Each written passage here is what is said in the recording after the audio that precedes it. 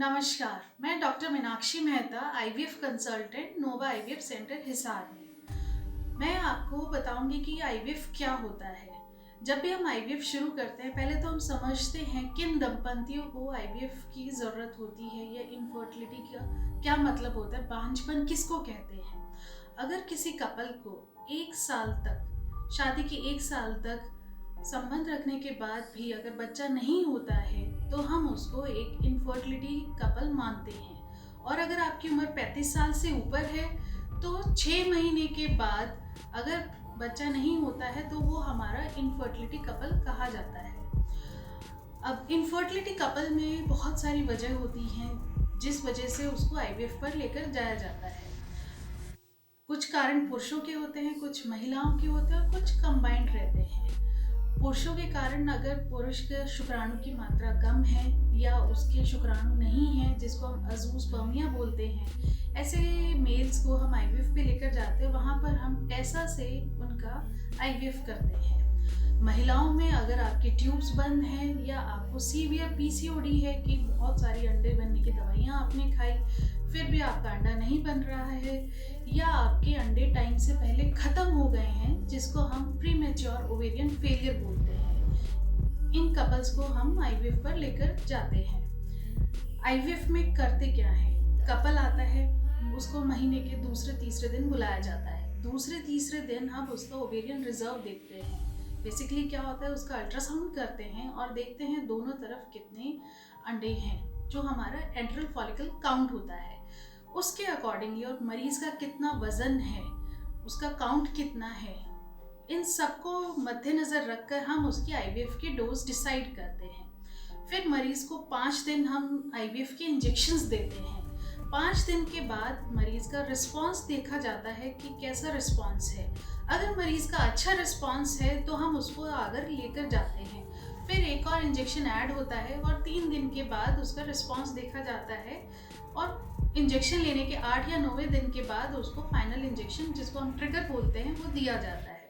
उसके फिर 35 घंटे के बाद उसका पिकअप होता है। पिकअप में हम उसके एग्स रिट्रीव करते हैं। एग्स रिट्रीव करने के बाद उनमें से हम सेलेक्ट करते हैं कि कौन सा एग मैच्योर है, जिसको हम M2 बोलते हैं। उन एग्स को हम सिलेक्ट करते हैं। उसी टाइम हम हस्बैंड का शुक्राणु लेते हैं, उसको हम वॉश करते हैं, सीमेन को प्रिपेयर करते हैं, इक्सी के लिए डिश बनाते हैं। कुछ पेशेंट्स, कुछ हस्बैंड्स हमारे पास ऐसे आते हैं जिनका शुक्राणु का मॉर्फोलॉजी बहुत ही ख़राब है या बहुत कम काउंट है, आपकी मोटिलिटी अच्छी नहीं है। ऐसे पेशेंट्स में हम पिक्सी भी एडवाइस करते हैं। अब ये पिक्सी क्या होता है, ये फिजियोलॉजिकल इक्सी होता है। इसमें क्या करते हैं, हम नॉर्मल सीमेन प्रिपेयर करते हैं और हस्बैंड का शुक्राणु एक स्पेशल ड्रॉपलेट होता है, उसके अंदर डालते हैं। उस ड्रॉपलेट में जो शुक्राणु प्रेगनेंसी देने लायक होगा वही वहाँ जाके अटैच होता है, जो कि एक फिजियोलॉजिकल फ्लूइड होता है, हाइलुरोनिक एसिड, जो हमारे अंडे के बाहर भी मिलता है, जिससे नेचुरल सिलेक्शन स्पर्म का होता है। वैसे ही हम अपनी लैब में स्पर्म का नेचुरल सिलेक्शन करते हैं। वहाँ से हम शुक्राणु लेते हैं। अंडा हमारा यहाँ पर तैयार है, M2 हमने ले लिया। जब अंडा निकाला उसका हम पूरा डिन्यूडेशन करते हैं और उसके बाद उसमें से स्क्रीनिंग होती है M1 M2 GB। जो M2 अंडे होते हैं, मैच्योर अंडे होते हैं, उनको लेते हैं। इधर से शुक्राणु हमने लिया और हर अंडे के अंदर शुक्राणु डाला जाता है। जब अंडे के अंदर शुक्राणु डाला जाता है, ये हमारा एम्ब्रियो तैयार करते हैं और फिर उसके बाद 24 घंटे के बाद हम देखते हैं कि फर्टिलाइजेशन हुआ या नहीं हुआ।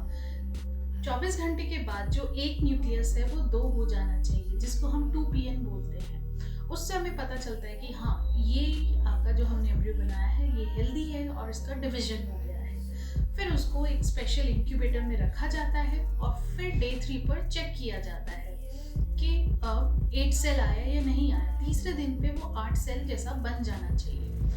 कुछ एम्ब्रियो स्लो ग्रोइंग होते हैं, वो धीरे धीरे ग्रो करते हैं। वहाँ पर फिर उनकी ग्रेडिंग होती है कि आपका सिमेट्री कैसा है, फ्रेगमेंटेशन है या नहीं है, ये सब देखा जाता है। फिर उसको आगे ब्लास्ट तक लेकर जाते हैं, डे 5 कल्चर करते हैं। जो एम्ब्रियोज डे 5 तक जाते हैं, ब्लास्ट बनते हैं, उनके प्रेगनेंसी की रेट्स भी बहुत हाई होते हैं। अगर पेशेंट का हार्मोन्स का लेवल हमने पिकअप वाले दिन देखते हैं, अगर हार्मोन्स का लेवल बिल्कुल ठीक है तो हम सेम साइकिल में ट्रांसफ़र करते हैं।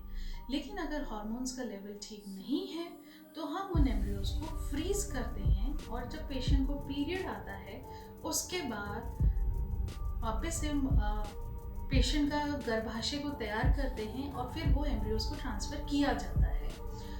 एम्ब्रियोज डालने के 15 दिन के बाद हम उसका प्रेगनेंसी टेस्ट करते हैं, जिसको हम बीटा HCG बोलते हैं। नॉर्मली जब भी हम एम्ब्रियो इम्प्लांट करते हैं 9वें दिन के बाद वो एम्ब्रियो इम्प्लांट होता है और उसका प्रोसेस शुरू होता है, और वो सेल्फ उसके जैसे ही प्लेसेंटल ग्रोथ होनी शुरू होती है तो खुद से अपना HCG बनाने लगता है।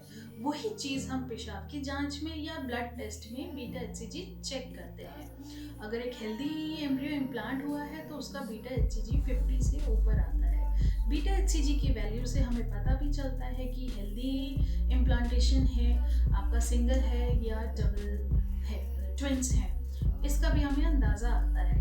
जब बीटा HCG हो जाता है फिर उसके हम 10 से 15 दिन के बाद अल्ट्रासाउंड करते हैं, जिसमें हम कंफर्म करते हैं कि सिंगल सैक है या ट्विंस हैं।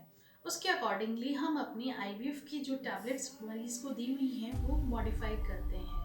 आगे फिर पेशेंट के रिपोर्ट्स के अकॉर्डिंगली उसकी दवाइयाँ उसको समझाई जाती हैं। ये हो गया अगर हम सेल्फ IVF पर जाते हैं।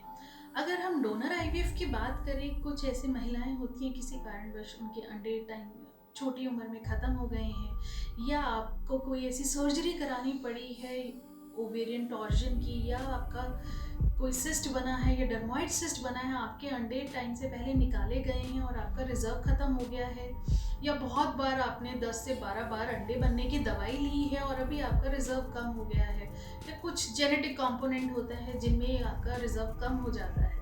ऐसे केसेस में हम डोनर oocytes के बारे में बोलते हैं पेशेंट को।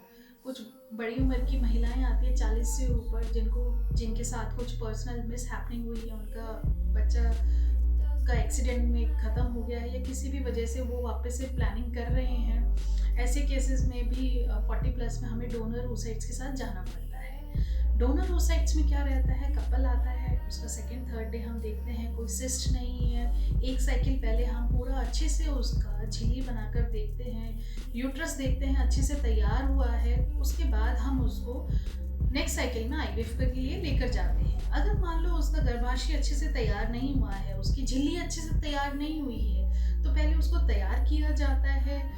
मरीज़ को अगर कई बार फ्लूइड आता है तो लैप्रो भी करनी पड़ती है, कई बार झिल्ली अच्छी नहीं है, बच्चादानी छोटी है तो हिस्टेरो से भी उसको ठीक किया जाता है। एक साइकिल पूरा मरीज को तैयार किया जाता है। उसके बाद नेक्स्ट साइकिल में उसका डोनर साइकिल IVF शुरू होता है। पीरियड के दूसरे तीसरे दिन देखते हैं सब ठीक है, कोई सिस्ट नहीं है, कोई तकलीफ नहीं है, फिर मरीज को दवाइयों पे डाला जाता है। जब मरीज का पीरियड आता है, सब कुछ ठीक है और हमने उसको आगे IVF के लिए लेकर जा रहे हैं, तो साथ में हम उसकी डोनर का स्क्रीनिंग भी करते हैं। डोनर और रिसिपिएंट दोनों एक साथ शुरू होते हैं। रिसिपिएंट को हम टैबलेट्स पे डालते हैं और उसका डोनर जो भी हमने सेलेक्ट किया है उसको फिर इंजेक्शंस IVF के लगते हैं। 10 दिन के बाद जब हमें डोनर का oocyte रिट्रीव करते हैं, तब तक हम इसकी झिल्ली तैयार करते हैं। फिर उसके बाद जिस दिन पिकअप हुआ उस दिन से पेशेंट की स्पेशल प्रोजेस्टेरॉन की टैबलेट शुरू हो जाती हैं और फिर 5वें दिन या तीसरे दिन एम्ब्रियो ट्रांसफ़र किया जाता है। बाकी प्रोसेस सेम रहता है। एम्ब्रियो ट्रांसफ़र के 15 दिन के बाद वापस से बीटा HCG चेक किया जाता है। अब हम IVF के बारे में सोचें, अगर सक्सेस का क्या रहता है। सक्सेस देखो, यंग कपल में बहुत अच्छी सक्सेस रेट रहते हैं, 60 to 70% सक्सेस रेट रहता है। लेकिन जब 35 से 40 एज रहता है, यहाँ पर हमारा सक्सेस रेट सेल्फ oocytes के साथ कम हो जाता है। आपको पता है 35 के बाद एनीप्लॉइडीज इतनी कॉमन होती हैं, बहुत सारे एनवायरमेंटल फैक्टर है, आपका डाइटरी फैक्टर है, ये सब आपकी oocyte की क्वालिटी को अफेक्ट करते हैं। तो इसलिए अगर आप IVF के लिए सोच रहे हैं या आपको इनफर्टिलिटी है, IVF की ज़रूरत नहीं है, लेकिन आपको बच्चा नहीं लग रहा, आप 1 साल से कोशिश कर रहे हैं, शादी को 1 साल हो गया है, आप अपने डॉक्टर से जाकर मिलिए, वहाँ पर राय लीजिए। IVF सेंटर में हमेशा IVF ही नहीं होता है, हमारे यहाँ हम नॉर्मल दवाइयाँ भी देते हैं। अगर आपकी ट्यूब बंद है तो हम दूरबीन से उसको खोलने की कोशिश भी करते हैं। अगर आपके अंडे नहीं बन रहे हैं, जैसे हम पीसीओ में देखते हैं, तो हम उसमें अंडे बनाने की दवाई इंजेक्शंस देते हैं प्रॉपर हार्मोन की मॉनिटरिंग के साथ, और उसमें रिस्पांस भी अच्छा आता है और नेचुरल प्रेगनेंसी का चांस भी बढ़ जाता है। तो अगर आपकी उम्र 35 से ज़्यादा है तो आपको बिल्कुल भी इंतज़ार नहीं करना चाहिए। आपको तुरंत डॉक्टर से मिलिए और अपना प्रेगनेंसी के बारे में आगे की राय लें और आगे के बारे में सोचें।